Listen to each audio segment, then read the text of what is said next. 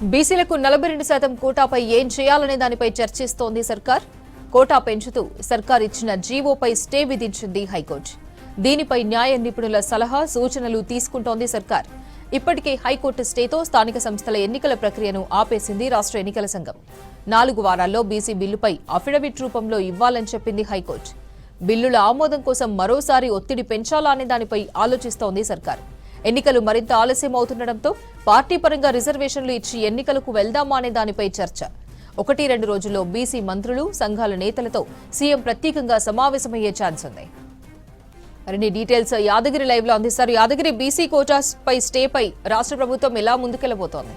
ఏదైతే బీసీలకు 42% రిజర్వేషన్లు ఇస్తామని చెప్పేసి ప్రభుత్వం చెప్పిందో ఆ ఇచ్చిన మాటను నిలబెట్టుకుని 42% అమలు చేసే ఈ స్థానిక సంస్థల ఎన్నికలకు వెళ్ళాలని చెప్పేసి ప్రభుత్వం పట్టుదలతో ఉంది.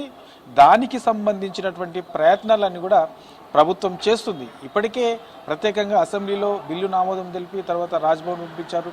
రాజ్భవన్ నుంచి ప్రస్తుతం అది రాష్ట్రపతి దగ్గర పెండింగ్లో ఉన్నది. తర్వాత ఆర్డినెన్స్ తీసుకొచ్చారు, అది కూడా ప్రస్తుతం రాష్ట్రపతి దగ్గరనే పెండింగ్లో ఉన్నది. సో ఇవి రెండు కూడా ఆలస్యం అవుతున్నాయి కాబట్టి సో ప్రత్యామ్నాయంగా మళ్ళీ ఏం చేయాలని చెప్పేసి చర్చించిన తర్వాత ప్రత్యేకంగా దీని మీద ఒక స్పెషల్ జీవో తీసుకొచ్చింది ప్రభుత్వం.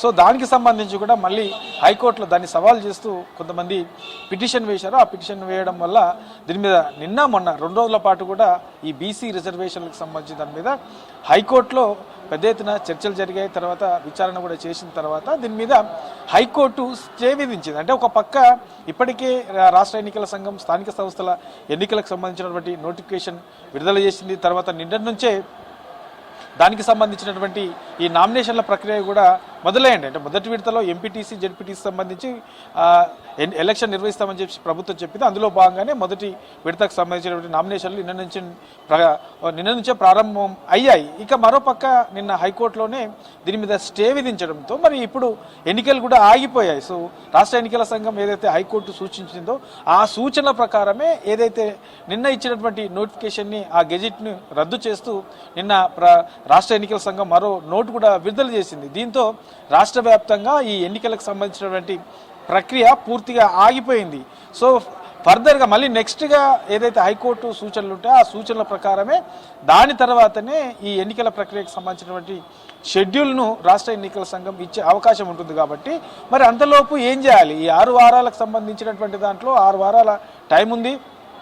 4 వారాల్లో ప్రభుత్వము అంటే అఫిడవిట్ రూపంలో ఈ రిజర్వేషన్లకు సంబంధించి ప్రభుత్వం ఏం చేయదలుచుకున్నది, ఏం చేసింది, సో ఇది ఇవ్వడానికి గల రీజన్స్ ఏంటి అనే దాని మీద పూర్తి స్థాయిలో అఫిడవిట్ రూపంలో హైకోర్టుకు ఇవ్వాల్సి ఉన్నది. కాబట్టి మరి ఎట్లా ముందుకెళ్తే బాగుంటుంది, ప్రత్యామ్నాయ మార్గాలు ఏమన్నా ఇప్పటి వరకు చేసినటువంటి మార్గాలతో పాటు ఇక మిగతాకు సంబంధించి కూడా ఈ రిజర్వేషన్లు అమలు చేయాలంటే ఏం చేయాలి, స్థానిక సంస్థల్లో ఎట్టి పరిస్థితుల్లో ఈ 42% రిజర్వేషన్లు అమలు చేస్తూనే ఎన్నికలకు వెళ్ళాలని చెప్పేసి ప్రభుత్వం గట్టిగా భావిస్తుంది. కాబట్టి దీనికి సంబంధించి మరి ఏం చేస్తే బాగుంటుంది, ఇవి ఖచ్చితంగా అమలు అవ్వాలంటే మరి సుప్రీంకోర్టుకు వెళ్ళాలా, లేదంటే హైకోర్టులోనే బలమైనటువంటి వాదనలు వినిపించాలా, ఈ అఫిడవిట్లో ఎట్లా ఇస్తే బాగుంటుంది, సో ప్రభుత్వానికి అనుకూలంగా హైకోర్టులో రావాలంటే ఇంకా ఏం చేస్తే బాగుంటుంది, నిన్న ఇచ్చినటువంటి ఏదైతే స్టే ఉందో ఆ స్టేకి సంబంధించినటువంటి కాపీలో పూర్తి స్థాయిలో ఏం రాశారు, ఇట్లా ఓవరాల్గా ఈ అన్నిటికి సంబంధించి కూడా ప్రభుత్వం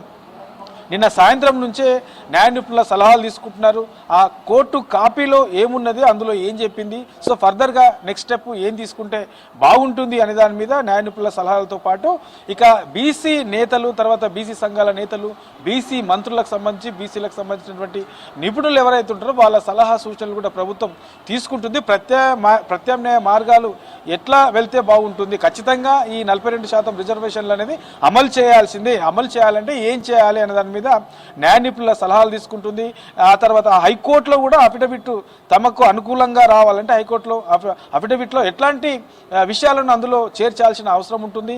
ఇది కాకుండా మరి సుప్రీంకోర్టుకు వెళ్తే ఏమైనా న్యాయం జరిగే అవకాశం ఉంటుందా, రిజర్వేషన్లకు సంబంధించి ప్రభుత్వానికి అనుకూలంగా వచ్చే అవకాశం ఉంటుందా, ఇంకా ఇవి కాకుండా ప్రత్యామ్నాయంగా ఏం చేస్తే బాగుంటుంది, మరి ఒకవేళ ఇటువైపు కనుక ప్రభుత్వానికి అనుకూలంగా రాకపోతే సో వీటి కాకుండా పార్టీ పరంగా ఏమైనా ఇచ్చే అవకాశం ఉంటే బాగుంటుందా, సో అవి కనుక ఇస్తే ప్రజల నుంచి ఎట్లాంటి రెస్పాన్స్ వచ్చే అవకాశం ఉంటుంది. సో ఇట్లా ఓవరాల్గా అన్ని రకాల కూడా ప్రభుత్వం ఆలోచిస్తుంది. ఇవాళ సాయంత్రం లేదంటే రేపు బీసీ మంత్రులతోని సీఎం రేవంత్ రెడ్డి ప్రత్యేకంగా సమావేశమై దీని మీద కీలకంగా చర్చించే అవకాశం ఉంది. ఎట్లా ముందుకెళ్తే బాగుంటుంది, ఇప్పటి వరకు హైకోర్టులో వచ్చినటువంటి క్వశ్చన్స్ ఏంటి, వాటిని ఆ క్వశ్చన్కి సంబంధించినటువంటి సమాధానాలు ఇస్తూ మనము ప్రభుత్వం వైపు సానుకూలమైనటువంటి నిర్ణయాలు రావాలంటే, స్పెషల్ జియోకి సంబంధించి గ్రీన్ సిగ్నల్ రావాలంటే ఇంకా ఎట్లాంటి అందులో మెన్షన్ చేయాల్సి ఉంటుంది, అఫిడవిట్కి సంబంధించి ఏమేమి అంశాలు అందులో చేరిస్తే బాగుంటుంది అనే దాని మీద పూర్తి స్థాయిలో ఇవాళ సాయంత్రం లేదంటే రేపు సీఎం రేవంత్ రెడ్డి అధ్యక్షతన బీసీ మంత్రులతో ప్రత్యేకంగా సమావేశమే అందులో